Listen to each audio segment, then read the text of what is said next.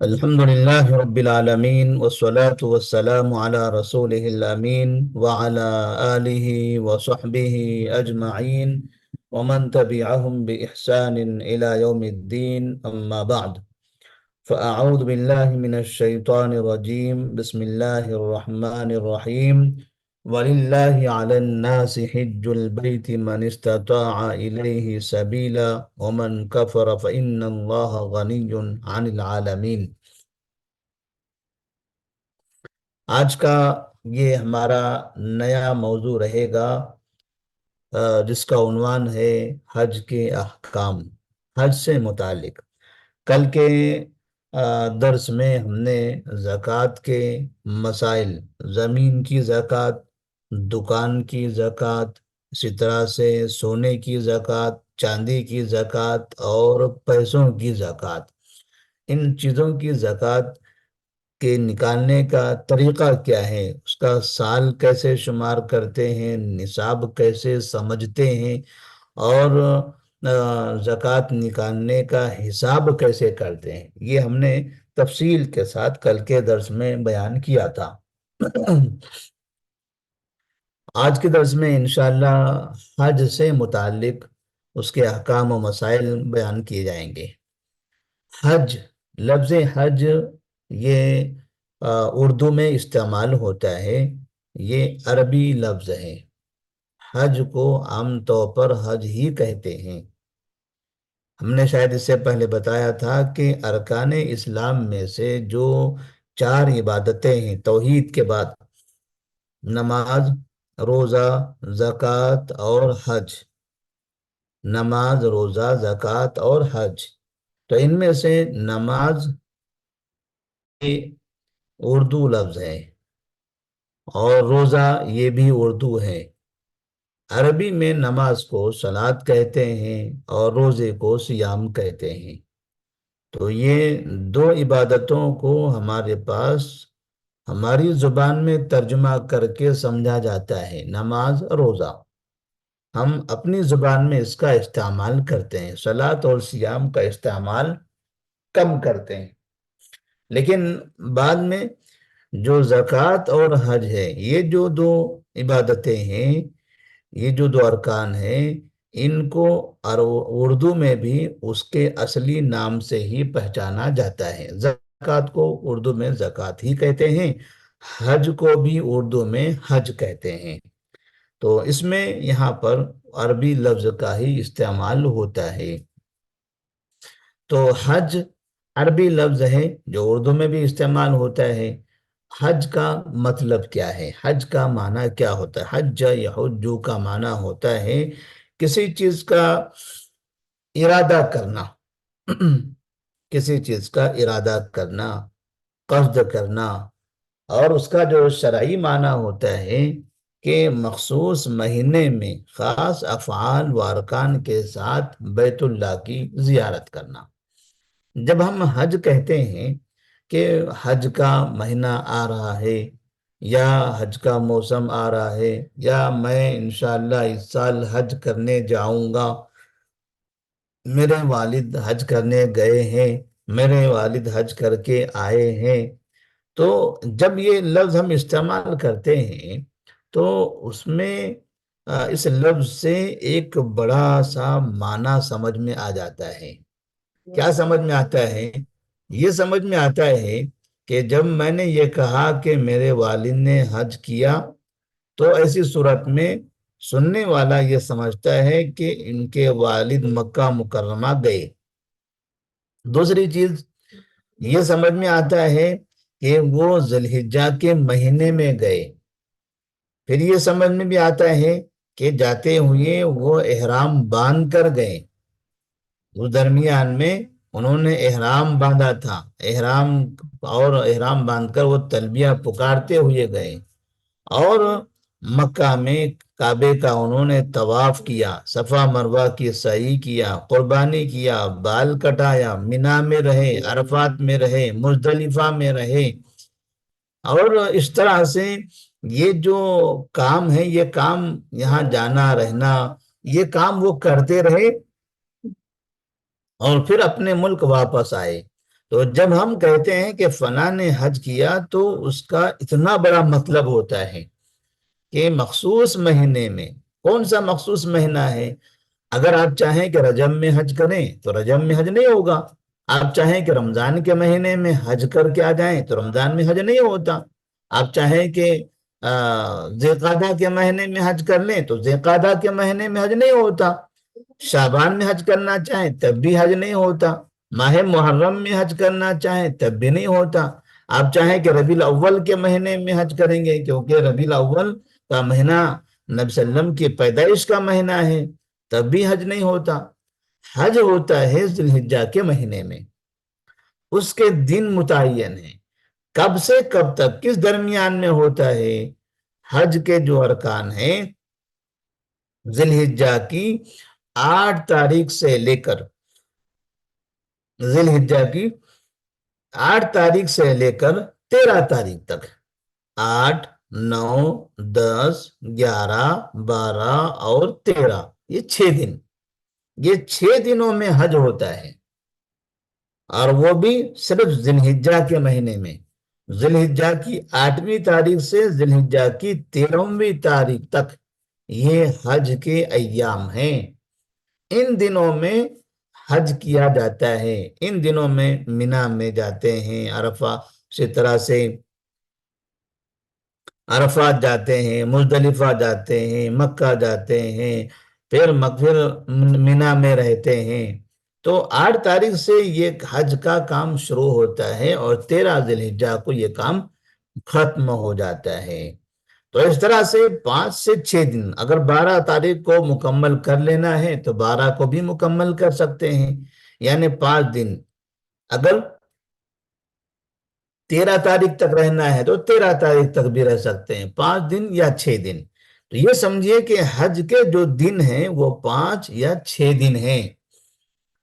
اب اس کے علاوہ جو دن ہوتے ہیں ان دنوں میں حج نہیں ہوتا، ان کے علاوہ دنوں میں حج نہیں ہوتا، تو یہ دن خاص ہیں حج کے، لہذا حج کے لیے مخصوص ایام ہیں اور حج کے لیے مخصوص اعمال بھی ہیں، جیسے احرام باندھنا اور اسی طرح سے سر کو نہ ڈھانپنا، دوران احرام بال نہ کاٹنا، ناخن نہ کاٹنا، خوشبو نہ لگانا، تو اس طرح کی جو احکام ہیں، یہ جو کام ہیں حج کے درمیان کے، یہ سارے کام ایسے ہیں کہ جو عام دنوں میں نہیں ہوتے، یعنی عام دنوں میں بال کٹانا منع نہیں ہے، عام دنوں میں سر ڈھکنا منع نہیں ہے، عام دنوں میں خوشبو لگانا منع نہیں ہے، بلکہ خوشبو لگانا اچھی بات ہے، سنت ہے، لیکن احرام کی حالت میں خوشبو لگانا منع ہے۔ تو اس طرح سے جب مکہ پہنچتے ہیں تو مکہ پہنچنے کے بعد کعبے کا طواف ہوتا ہے، پھر اس کے بعد صفا مروہ کی سعی ہوتی ہے، پھر اس کے بعد مینا جاتے ہیں، پھر عرفات جاتے ہیں، پھر مزدلفہ آتے ہیں، پھر مینا میں آتے ہیں، پھر قربانی کرتے ہیں، بال کٹاتے ہیں، یہ جو خاص خاص کام ہیں، یہ کام یہ حج سے متعلق ہیں۔ تو جب ہم کہتے ہیں کہ فلاں نے حج کیا، مطلب انہوں نے یہ کام کیے ہیں، تو حج کے لیے مخصوص دن ہے، حج کے لیے مخصوص اعمال بھی ہیں، مخصوص ارکان بھی ہیں، اور پھر یہ حج کہاں ہوتا ہے، کون سے شہر میں ہوتا ہے، کون سے ملک میں ہوتا ہے، کون سے علاقے میں ہوتا ہے؟ اب اگر کوئی شخص چاہے کہ میں ہندوستانی ہوں تو ہندوستان میں ہی حج کر لیتا ہوں، ہندوستان میں حج کر لیتا ہوں، کوئی کہے کہ میں آسٹریلیا کا ہوں، آسٹریلیا میں ہی حج کر لیتا ہوں، کوئی کہے کہ میں برطانیہ میں رہتا ہوں، برطانیہ میں حج کر لیتا ہوں، کیونکہ میں نماز تو اپنے ملک میں پڑھتا ہوں، نماز پڑھنے کے لیے میں تو مکہ نہیں جاتا، روزہ رکھنے کے لیے میں مکہ نہیں جاتا، زکوٰۃ دینے کے لیے مکہ نہیں جاتا، تو حج کرنے کے لیے، تو کوئی اگر یہ سمجھے کہ حج بھی میں اپنے شہر سے کروں گا، اپنے شہر میں ہی کروں گا، تو اسے کہا جائے گا نہیں، آپ اپنے شہر میں اپنے ملک میں حج نہیں کر سکتے، اور کوئی بھی آپ کا ایسا کام نہیں ہے جو حج کے برابر ہو۔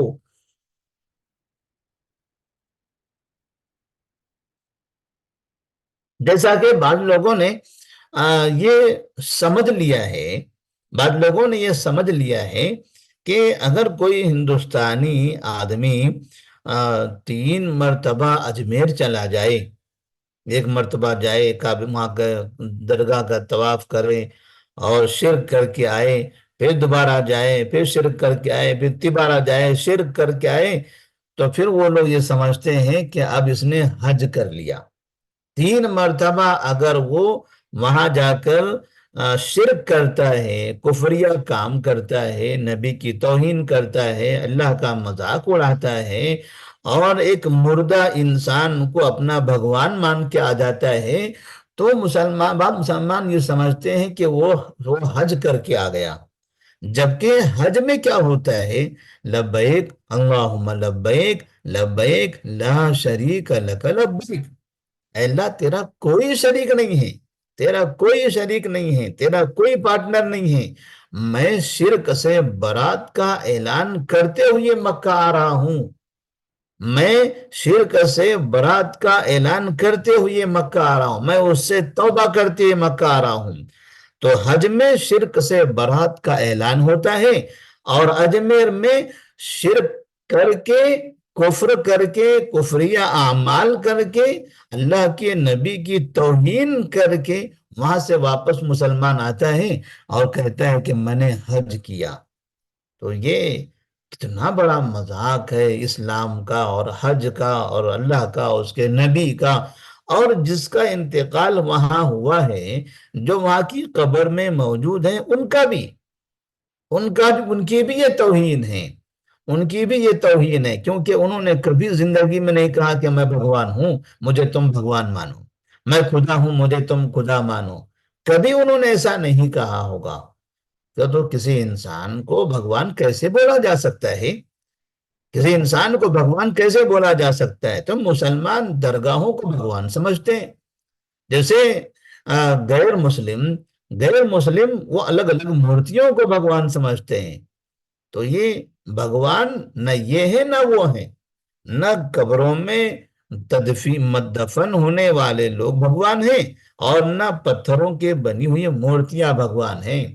ہمارے پاس ایک ہی اصطلاح ہے، اور وہ ہے اللہ رب العالمین، اللہ، ہم اللہ کو مانتے ہیں، اور جو اللہ ہے جس کو ہم اللہ کہتے ہیں اسی کی ہم عبادت بھی کرتے ہیں۔ لفظ اللہ کے علاوہ، لفظ اللہ جس کے لیے بولا جاتا ہے اس کے علاوہ کوئی بھی شخص ہو، کتنی ہی بڑی ہستی ہو، اس کو ہم معبود نہیں مانتے، اس کی ہم عبادت نہیں کرتے۔ اب اگر پوچھا جائے کیا یہ درگاہ اللہ ہے تو جواب ہوگا نہیں۔ کیا یہ مورتی اللہ ہے؟ جواب ہوگا نہیں۔ جب یہ مورتی اللہ نہیں ہے، یہ درگاہ اللہ نہیں ہے، یہ قبر اللہ نہیں ہے، اس کا مطلب ان کی عبادت بھی نہیں کی جانی ہے، ان کی عبادت کرنا حرام ہے۔ کیوں کہ اللہ تبارک و تعالیٰ نے اللہ ہی کی، خود اسی کی عبادت کا حکم دیا ہے، اور پیدائش کا مقصد بھی بتا دیا، وَمَا خَلَقْتُ الْجِنَّ وَالْإِنسَ إِلَّا لِيَعْبُدُونَ، میں نے جن اور انس کو اس لیے پیدا کیا کہ وہ میری عبادت کریں، وہ میری عبادت کریں۔ لیکن تقریباً تمام کفار اور اکثر مسلمان اللہ کو چھوڑ کر دوسروں کی عبادت میں لگی ہوئی ہے، اللہ کو اپنا خدا نہیں مانتے، دوسروں کو اپنا خدا اور بھگوان ماننے لگے ہیں۔ تو حج صرف مکہ میں ہوتا ہے۔ کوئی کہے کہ نظام الدین دلی میں بڑا مرکز ہے وہاں حج ہوتا ہے، کہیں گے غلط۔ کوئی کہتا ہے کہ دیوبند بڑا مرکز ہے وہاں حج ہوتا ہے، ہم کہیں گے غلط۔ کوئی کہے بریلی بڑا مرکز ہے وہاں حج ہوتا ہے، کہیں گے غلط۔ اجمیر بڑا مرکز ہے، کہاں نہیں، وہاں بھی نہیں، کوئی ایسی جگہ نہیں ہے۔ آپ کی نظر میں چاہے کوئی بھی شہر، کوئی مرکز کتنا ہی بڑا ہو، لیکن حج صرف اور صرف مکہ میں ہوگا، صرف مکہ میں ہوگا۔ اگر آپ مکہ نہیں جا سکتے ہو تو پھر حج بھی نہیں ہے، حج بھی نہیں ہوگا، اور آپ پر حج فرض بھی نہیں ہے۔ آپ مکہ جا سکتے ہو تو حج فرض ہے۔ اب کوئی کہہ سکتا ہے کہ فلاں حج کرتے ہیں، فلاں حج کرتے ہیں، ان کے پاس پیسہ ہے، پیسے والے جاتے ہیں حج کرتے ہیں، میں تو غریب آدمی ہوں، میرے پاس مکہ جانے کے لیے پیسہ نہیں ہے۔ اب اگر وہ 10-12 کلومیٹر ہوتا میرے گھر سے تو میں پیدل چلا جاتا، میں ٹو ویلر لے کے چلا جاتا، لیکن یہ تو ہزاروں کلومیٹر دور ہے، اور اس کے لیے باقاعدہ ہوائی جہاز کا استعمال کرنا ہے، اس میں لاکھوں روپیہ خرچ بھی ہے۔ تو اتنا پیسہ تو میرے پاس نہیں ہے، میری اتنی کمائی نہیں ہے، مجھے بھی لیکن حج کرنا ہے، لیکن مجھے بھی حج کرنا ہے، تو میں وہاں نہ کرتے ہوئے اگر اپنے ملک میں حج کر لوں تو کیا کر سکتا ہوں؟ تو جواب ہوگا نہیں کر سکتے، نہیں کر سکتے۔ اس لیے لکھا ہے بیت اللہ کی زیارت، بیت اللہ اللہ کا گھر، کون سا اللہ کا گھر؟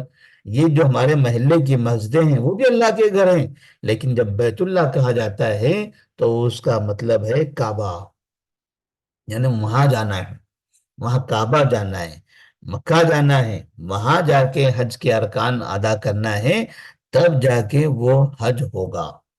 حج کب فرض ہوا؟ ہم نے اس سے پہلے زکوٰۃ اور روزے کی فرضیت کے بارے میں پڑھا۔ زکوٰۃ کب فرض ہوا تھا، کب فرض ہوئی تھی؟ زکوٰۃ فرض ہوئی سن 2 ہجری میں، ہجرت کے دوسرے سال۔ روزہ کب فرض ہوا؟ ہجرت کے دوسرے سال۔ حج کب فرض ہوئی یا حج کب فرض ہوا؟ ہجرت کے 90 سال، ہجرت کے 90 سال۔ اسلام کے جو 5 ارکان ہیں، توحید پہلا رکن ہے، تو یہ تو بنیاد تھی اسلام کی، لہذا نبی صلی اللہ علیہ وسلم پر اللہ تبارک و تعالیٰ نے وحی نازل فرمائی، آپ کو نبی بنایا، اور آپ نے مکہ میں اور صفا کی پہاڑی پر جب دعوت کی شروعات کی تو وہ توحید کی دعوت تھی، وہ توحید کی دعوت، رسالت کی دعوت۔ تو ارکان اسلام میں جو پہلا رکن ہے وہ ہے توحید اور رسالت۔ اس کی شروعات مکمل پہلے ہی دن سے ہو گئی تھی، پہلے ہی دن سے توحید اور رسالت کی شروعات ہو گئی تھی، تو ارکان اسلام کا پہلا رکن پہلے ہی دن سے شروع ہو گیا۔ البتہ دوسرا جو رکن ہے نماز، نماز کی فرضیت یہ اس وقت ہوئی جب آپ صلی اللہ علیہ وسلم مکہ مکرمہ میں تھے اور ابھی مدینہ ہجرت کر کے نہیں گئے تھے، تو مدینہ ہجرت سے 2 سال پہلے، مدینہ ہجرت سے 2 سال پہلے یہ نماز فرض ہوئی، یعنی اسلام کا دوسرا رکن نماز۔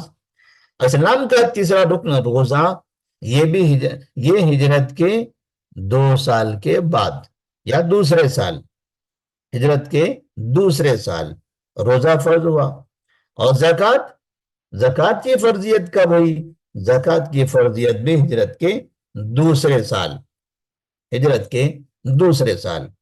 تو یہ جو 4 ارکان ہو گئے۔ اب اس کا 5واں جو رکن ہے حج، اس کی فرضیت ہوئی ہجرت کے 90 سال، اس کے لیے اور سال لگے اس کی فرضیت کے لیے، کیونکہ حج مکہ میں کرتے ہیں اور مسلمان مکہ سے نکل کر مدینہ آئے تھے، نبی کریم صلی اللہ علیہ وسلم بھی مکہ سے مدینہ آئے تھے، اور مکہ والے مدینے والوں کو مارتے تھے، حملہ کرتے تھے، انہیں دشمنی تھی، وہ قتل کر دینا چاہتے تھے، تو وہ مکہ سے آ کر مدینہ میں حملہ کرتے تھے مسلمانوں پر، تو بھلا وہ لوگ مسلمانوں کو مکہ کیسے آنے دیں گے؟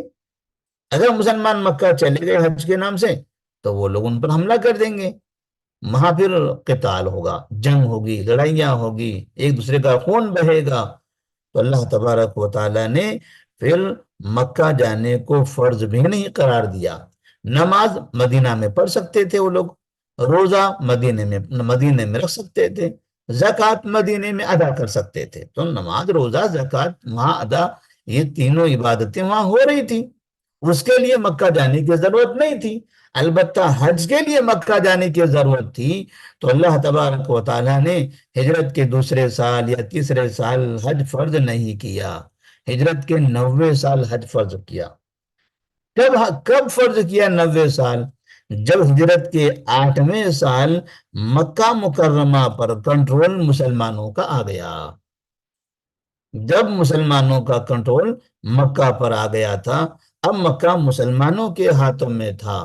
اس کا مطلب یہ ہے کہ اب اگر مسلمان مکہ جائے گا حج کرنے کے لیے تو وہاں کے ذمہ دار مسلمان ہیں، تو اب وہ حاجیوں کا قتل نہیں کریں گے، حاجیوں سے لڑائی نہیں کریں گے، حاجیوں کو تکلیف نہیں دیں گے، بلکہ حاجیوں کا استقبال کریں گے، کیونکہ وہاں کی انتظامیہ اب مسلمانوں کے ہاتھوں میں ہے۔ تو جب سن 8 ہجری میں مکہ فتح ہوا اور وہاں کا انتظام مسلمانوں کے ہاتھوں میں آیا، تو اللہ تبارک و تعالیٰ نے اس کے اگلے سال ہجرت کے 90 سال میں حج کو فرض قرار دیا۔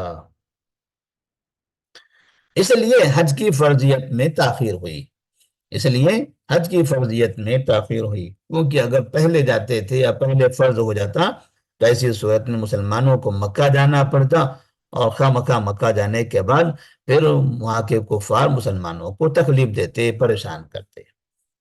تو جب ہجرت کے 90 سال حج فرض ہوا تو اس وقت آپ صلی اللہ علیہ وسلم نے ابو بکر صدیق رضی اللہ تعالی عنہ کو حاجیوں کے قافلے کا امیر بنا کر مکہ مکرمہ بھیجا، کیونکہ جو حجاج جاتے ہیں تو ان حاجیوں کا ایک امیر ہوتا ہے، ان حاجیوں کا ایک امیر ہوتا ہے، اور وہ امیر ان حاجیوں کے ساتھ رہتا ہے، پھر ان کو مسائل بتاتا ہے۔ اسی طرح سے جو عرفات میں کی مسجد میں خطبہ ہوتا ہے، عرفات میں خطبہ دینا، وہ خطبہ دیتا ہے۔ تو اس طرح قافلے کے امیر ابوبکر صدیق رضی اللہ تعالی عنہ تھے۔ پھر نبی کریم صلی اللہ علیہ وسلم نے علی بن ابی طالب رضی اللہ تعالی عنہ کو بھی بھیجا۔ ابوبکر صدیق رضی اللہ تعالیٰ عنہ قافلے کے امیر بن کر مکہ چلے گئے، اور بعد میں مدینہ سے نبی صلی اللہ علیہ وسلم نے علی رضی اللہ تعالیٰ عنہ کو بھیجا۔ کیوں بھیجا علی رضی اللہ تعالیٰ عنہ کو؟ جب براءۃ من اللہ ورسولہ سورہ براء جب نازل ہوئی تو اس سورہ کے اندر مشرکین سے برات کا اعلان کیا گیا ہے، اور مشرکین سے یہ مطالبہ کیا گیا کہ اب آئندہ سے آپ لوگ یہاں حج کرنے نہیں آئیں گے، کیونکہ پہلے کفار بھی حج کرتے تھے، کفار بھی کعبے کا طواف کرتے تھے، لیکن وہ طواف کرتے ہوئے ان کے دل و دماغ میں بتوں کا تصور ہوتا تھا، کیونکہ کعبے میں انہوں نے بت رکھے ہوئے تھے، تو ایسا محسوس کرتے تھے کہ ہم بتوں کا طواف کر رہے ہیں۔ لہذا سورہ براء کے اندر ان لوگوں سے کہہ دیا گیا کہ اب یہ لوگ مکہ نہیں آئیں گے، اب یہ لوگ حج کرنے یہاں پر نہیں آئیں گے، اب یہاں جو رہے گا وہ مسلمان ہوگا، اور جو باہر سے آئیں گے وہ بھی صرف مسلمان ہوں گے، یہاں آنے کے لیے اب اسلام شرط ہے، کیونکہ اگر وہاں مسلمانوں کے علاوہ کافر بھی رہیں تو ایسی صورت میں پھر یہ ٹکراؤ ہوگا، اسلام کا اور کفر کا، مسلمانوں کا اور کافروں کا ٹکراؤ ہوگا، اور مدینے کا امن خراب ہو جائے گا۔ تو نبی کریم صلی اللہ علیہ وسلم نے علی رضی اللہ تعالیٰ عنہ کو سورہ براءت جب نازل ہوئی تو اس میں جو احکامات بتائے گئے تھے ان احکامات کو وہ احکامات ابوبکر صدیق رضی اللہ تعالیٰ عنہ تک پہنچانے کے لیے وہ علی رضی اللہ تعالیٰ عنہ وہاں پہنچے۔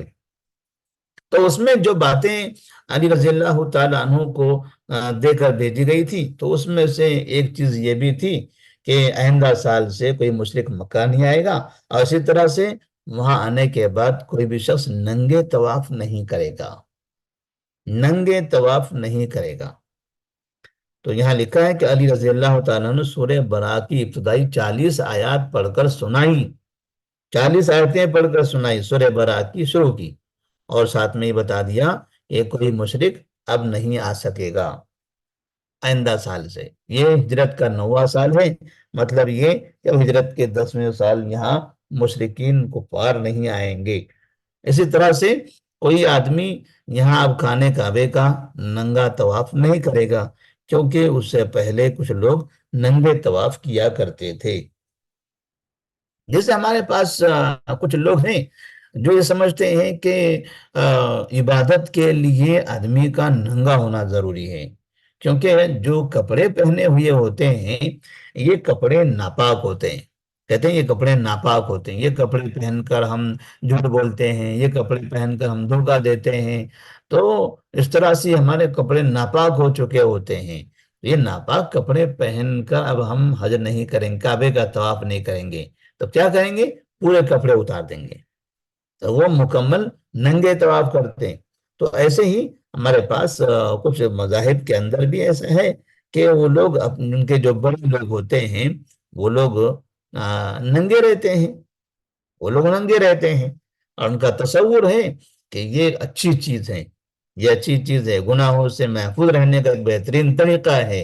حالانکہ وہ ایک عجیب قسم کی بے حیائی ہے. تو یہ کفر کے اندر ایسا ہے. تو پہلے مکہ میں بھی ایسا ہوتا تھا کہ بعض لوگ جب کعبے کا طواف کرتے رہتے تھے تو ننگے ہو جاتے تھے. تو نبی کریم صلی اللہ علیہ وسلم نے علی رضی اللہ تعالیٰ عنہ کو بھیجا کہ جائیے ابوبکر صدیق رضی اللہ تعالیٰ عنہ کو ہمارا یہ پیغام سنا دیجئے. تو وہ آئے اور انہوں نے وہاں پر یہ پیغام دیا کہ اب آئندہ سال کوئی بھی یہاں سے، آئندہ سال سے کوئی یہاں پر ننگے طواف نہیں کرے گا. تو ہجرت کے 90 سال حج فرض ہوا، لیکن جس سال حج فرض ہوا اس سال نبی صلی اللہ علیہ وسلم حج کرنے کے لیے نہیں گئے، بلکہ ابوبکر صدیق رضی اللہ تعالیٰ عنہ گئے اور دیگر صحابہ گئے، لیکن نبی صلی اللہ علیہ وسلم نہیں گئے. جب یہاں اعلان ہو گیا کہ مشرک وہاں نہیں آئے گا، کوئی ننگے طواف نہیں کرے گا اور مکمل کنٹرول اب مسلمانوں کے ہاتھوں میں رہے گا، تب آئندہ سال ہجرت کے 10ویں سال نبی صلی اللہ علیہ وسلم تقریباً 1,40,000 صحابہ رضی اللہ تعالیٰ عنہم کے ساتھ میں مکہ مکرمہ میں جا کر حج کرتے ہیں. تو آپ صلی اللہ علیہ وسلم نے ہجرت کے 10ویں سال حج کیا تھا.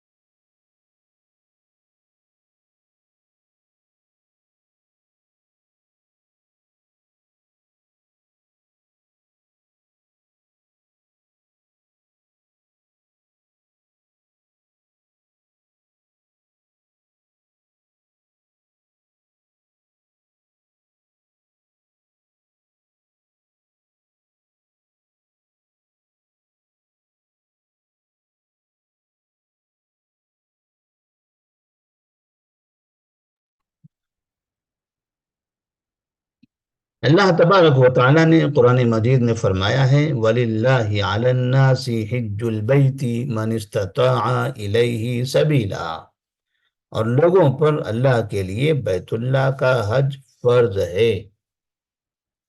لیکن کون سے لوگوں کے لیے؟ من استطاع الیہ سبیلا، جو وہاں جانے کی طاقت رکھتا ہو، جس کے پاس اتنا دور جانے کی طاقت ہو. اب کچھ لوگ ایسے ہیں جو وہاں سے قریب رہتے ہیں تو ان کے لیے تو کوئی مسئلہ نہیں ہے، جیسے مکہ میں رہنے والے لوگ، ان کے لیے تو حج کی جگہیں مینا عرفات یہ سب نزدیک نزدیک ہیں. مکہ کے اطراف میں رہنے والے لوگ، ان کے لیے بھی نزدیک ہیں. اسی طرح سے سعودی عرب جو ملک ہے، اس ملک میں رہنے والے لوگ، ان کے لیے بھی نزدیک ہیں، کیونکہ ان کو جانے کے لیے پاسپورٹ کی ضرورت نہیں ہے. ان کا اپنا آئی ڈی رہا تو وہ اپنی آئی ڈی سے وہ حج کو جا سکتے ہیں. لیکن جو لوگ سعودی عرب کے بارڈر کے باہر ہوتے ہیں تو ان لوگوں کو باقاعدہ کچھ بڑی کاروائیاں کرنی پڑتی ہیں. تو سعودی عرب سے جو قریب قریب کے لوگ ہیں وہ لوگ بھی تھوڑا سا آسانی سے پہنچ جاتے ہیں، صرف پاسپورٹ کی اور پرمیشن کی ضرورت ہوتی ہے. ان کے لیے جانا آسان ہوتا ہے کہ وہ کاروں سے چلے جاتے ہیں، بسوں سے چلے جاتے ہیں. اور کچھ لوگ بحر احمر کے اس سمت میں رہتے ہیں تو کشتی سے آر پار پہنچ جاتے ہیں، مصر کی طرف سے، سوڈان کی طرف سے. تو ان لوگوں کو نزدیک پڑتا ہے، لیکن ہم ہندوستان میں رہنے والے، ہم لوگوں کے لیے مکہ مکرمہ کافی دور ہے، ہمارے لیے مکہ مکرمہ کافی دور ہے، تو ہمیں وہاں جانا ہے تو دو راستے ہیں، ایک راستہ ہوا کا، دوسرا راستہ پانی کا، ایک ہوا کا راستہ، دوسرا پانی کا راستہ، زمین کا راستہ ہمارے پاس نہیں ہے۔ اگر ہم زمین سے جانا چاہیں تو پھر ہم کو کئی ملکوں کو پار کر کے جانا پڑے گا، کئی ملکوں کو پار کر کے جانا پڑے گا۔ اب جب ہم کئی ملکوں کو پار کریں گے تو جس جس ملک میں جائیں گے اس ملک والے سے پرمیشن لینا پڑے گا ہم کو، ذاتی طور پر وہاں کے پاسپورٹ کا، وہاں کے ویزے کا، وہاں کے دیگر مسائل کا، سب کا خیال کرنا پڑے گا، تب جا کے ہم ان ملکوں میں داخل ہو سکتے ہیں، اور پھر کسی طرح سے پھر ہم مکہ پہنچیں گے۔ اور یہ بڑا مشکل کام ہے کہ الگ الگ ملکوں میں جاؤ، ان کے پاس سے پرمیشن لو۔ اب جو دو راستے ہیں ہوا کے اور پانی کے، تو اس کے لیے ہمیں اپنے ملک کے علاوہ اور جس ملک میں جانا ہے اس ملک کے پرمیشن کے علاوہ کسی تیسرے ملک کے پرمیشن کی ضرورت نہیں ہوتی۔ ہم اپنے ملک سے نکل رہے ہیں تو یہاں کے پرمیشن کی ضرورت ہے، اور جس ملک میں جا رہے ہیں وہاں کے ملک کی پرمیشن کی ضرورت ہے۔ تو یہ دونوں ملک کا پرمیشن ہمیں مل گیا، تو ایسی صورت میں ہمیں اب کسی تیسرے ملک کے پرمیشن کی ضرورت نہیں ہے۔ تو یہاں لیکن مسئلہ یہ ہے کہ یہاں کا جو راستہ ہے یا تو وہ ہوا سے گزرتا ہے یا تو پانی سے۔ اگر پانی سے گزرے تو یہ پانی کا جو راستہ ہے بہت لمبا ہے، کئی دن اس میں لگ جاتے ہیں، اور ہوا کا جو راستہ ہے وہ بھی، اس کے لیے بھی کم سے کم 4.5-5 گھنٹے لگتے ہیں، اور 4-5 گھنٹے لگنا اس کے لیے کرایہ بہت زیادہ ہو جاتا ہے، تو ہمیں جانے کے لیے پریشانی، جانے کا پیسوں کا انتظام کرنا، اس کے لیے پریشانی۔ اگر پیسہ نہیں ہے، اتنا لمبا سفر نہیں کر سکتے ہیں، تو ایسی صورت میں ہمارے اوپر حج فرض نہیں ہے۔ اسی لیے اللہ تبارک و تعالیٰ نے یہ شرط لگا دی، من استطاع الیہ سبیلا، جو وہاں جانے کی طاقت رکھتا ہو۔ تو طاقت دو طریقے کی ہے، یا 3 طریقے کی بھی کہہ سکتے ہیں، طاقت 3 طریقے کی ہے، یا تو جانے کا راستہ ہموار ہو، دوسرا جسمانی صحت کے اعتبار سے ہم تندرست ہوں، اور تیسرا پیسہ ہمارے پاس موجود ہو۔ راستہ ہموار ہے، صحت ہے، مگر پیسہ نہیں ہے، نہیں جا سکتے، پیسہ ہے مگر بیمار رہتے ہیں، کمزور ہوتے ہیں، تب بھی نہیں جا سکتے، اور صحت بھی ہے، پیسہ بھی ہے، لیکن جانے کے لیے راستہ ہموار نہیں ہے، ویزا نہیں مل رہا ہے، پاسپورٹ نہیں بنتا ہے، یا پھر ٹکٹ نہیں مل رہا ہے، ایسے کوئی نہ کوئی مسائل ہیں، تب بھی ہمارے لیے مشکل ہے۔ تو جب جو جانے کی طاقت رکھتا ہے اس کے لیے حج فرض ہے۔ نبی کریم صلی اللہ علیہ وسلم کا فرمان ہے، اسلام کی بنیاد 5 چیزوں پر ہے۔ تو 5 چیزوں پر جو اسلام کی بنیاد ہے، جس کو ارکان اسلام کہتے ہیں، ہم نے شروع میں بتا دیا اس کے بارے میں۔ یہ پہلی بنیاد یا پہلا رکن وہ ہے توحید اور رسالت۔ توحید اور رسالت، توحید کا مطلب اللہ تبارک و تعالیٰ کو ہی معبود ماننا، اور رسالت کا مطلب نبی صلی اللہ علیہ وسلم کو اللہ کا رسول ماننا۔ اور دوسرا رکن ہے نماز قائم کرنا، تیسرا رکن ہے زکوٰۃ دینا، چوتھا رکن ہے کعبے کا حج کرنا، اور 5واں رکن ہے رمضان کے روزے رکھنا۔ اب یہاں ترتیب میں حج چوتھے نمبر پر آیا، رمضان کے روزے 5ویں نمبر پر آئے۔ بعض حدیثوں میں ایسا ہے، بعض حدیثوں میں نماز اور پھر روزہ ہے، دوسرے نمبر پر نماز، تیسرے نمبر پر روزہ، چوتھے نمبر پر زکوٰۃ، اور 5ویں نمبر پر حج۔ نماز، روزہ، زکوٰۃ اور حج، یہ ترتیب بھی بعض حدیثوں میں ہے۔ بہرحال آگے پیچھے یہ رمضان کے جو روزے ہیں وہ، اور زکوٰۃ اور حج، یہ تینوں آگے پیچھے ہوتے ہیں، لیکن پہلے نمبر پر توحید و رسالت ہے اور دوسرے نمبر پر نماز ہے، یہ طے ہے۔ تیسرا، چوتھا، پانچواں، یہ جو تین ارکان ہیں، یہ تین ارکان آگے پیچھے ہوتے رہتے ہیں۔ بعض حدیثوں میں تیسرے نمبر پر زکوٰۃ ہے، بعض میں تیسرے نمبر پر روزہ ہے، اور بعض میں چوتھے نمبر پر زکوٰۃ ہے، بعض میں حج چوتھے نمبر پر ہے، جیسے یہاں پر لکھا ہے۔ ہر زندگی میں صرف ایک بار فرض ہے، ایک بار فرض ہے، کس کے لیے؟ جو اس کی طاقت رکھتا ہے اس کے لیے، سب کے لیے نہیں۔ طاقت رکھنے والے کے لیے زندگی میں ایک بار فرض ہے، ایک بار اگر وہ چلا گیا تو اس کی طرف سے حج کی ادائیگی ہو گئی۔ نماز دن بھر میں 5 مرتبہ فرض ہے، روزہ سال میں رمضان کے 1 مہینے کا فرض ہے، زکوٰۃ سال میں 1 مرتبہ مال میں سے نکالنا فرض ہے، لیکن حج سال میں 1 مرتبہ نہیں، دن میں 5 مرتبہ نہیں، بلکہ پوری زندگی میں صرف 1 مرتبہ۔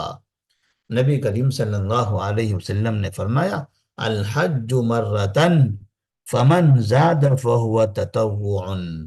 حج صرف ایک بار فرض ہے، اور اب جو ایک بار سے زیادہ کرنا چاہے، جیسے بعض لوگ ہوتے ہیں ایک بار حج کیا پھر جاتے ہیں، پھر جاتے ہیں، پھر جاتے ہیں، اس طرح زندگی میں 10-15 حج کر لیتے ہیں، کچھ لوگ 2-3 حج کر لیتے ہیں۔ تو ایک حج تو فرض تھا جو ادا ہو گیا، اب اس کے بعد جو بھی وہ حج کر رہا ہے وہ حج نفل ہے۔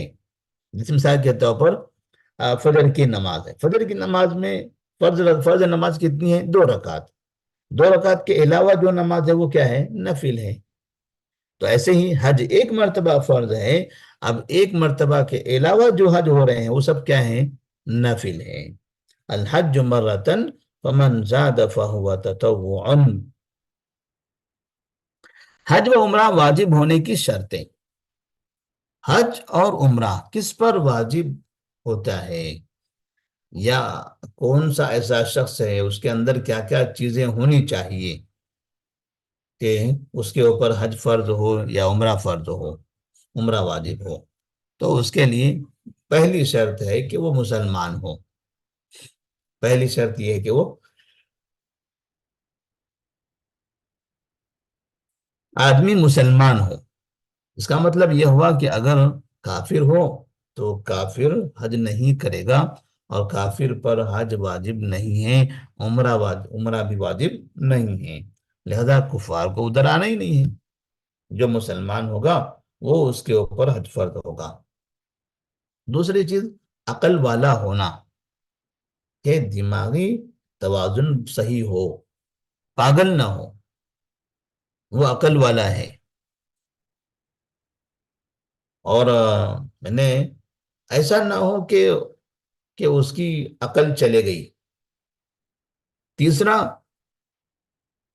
پاگل یا مجنون نہ ہو، پاگل یا مجنون نہ ہو، جو ایک ایسی بیماری میں مبتلا ہو جاتے ہیں لوگ کہ اب الگ الگ قسم کی وہ حرکتیں کرتے ہیں، اور وہ کیا کر رہے ہیں اس کو ان کا اندازہ نہیں ہوتا۔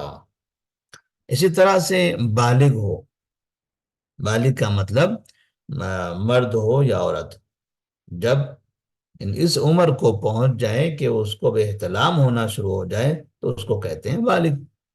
تو بالغ ہوگا تب حج فرض ہوگا، اگر بالغ نہیں ہے تو اس پر حج فرض نہیں ہے۔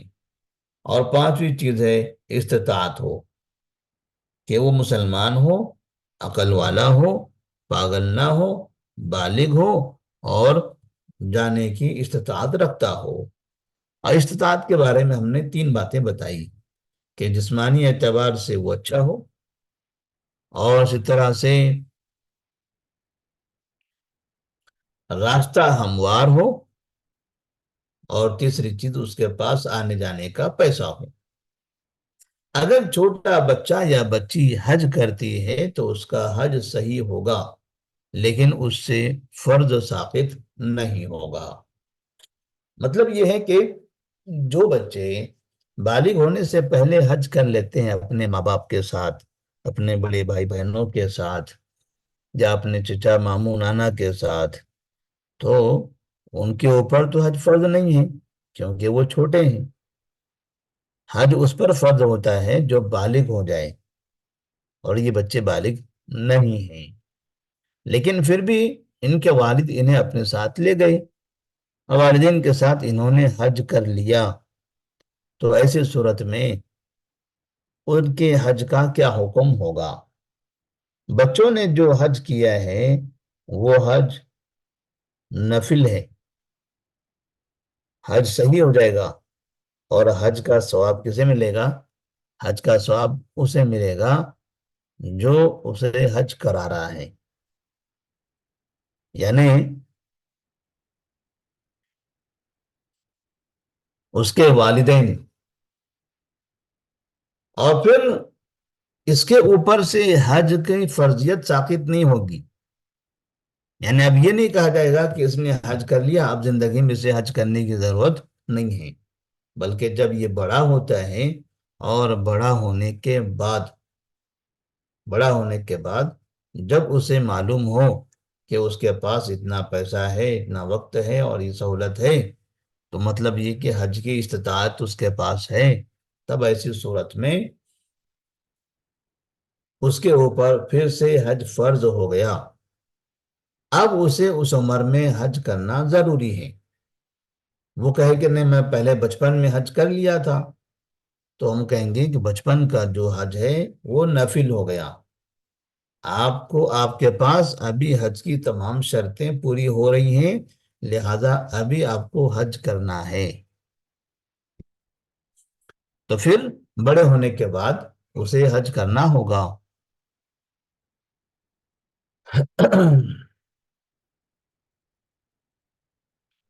اس کے بعد عورتوں سے متعلق چند مسائل ہیں، انشاءاللہ اس کو آئندہ کے درس میں ہم بیان کریں گے۔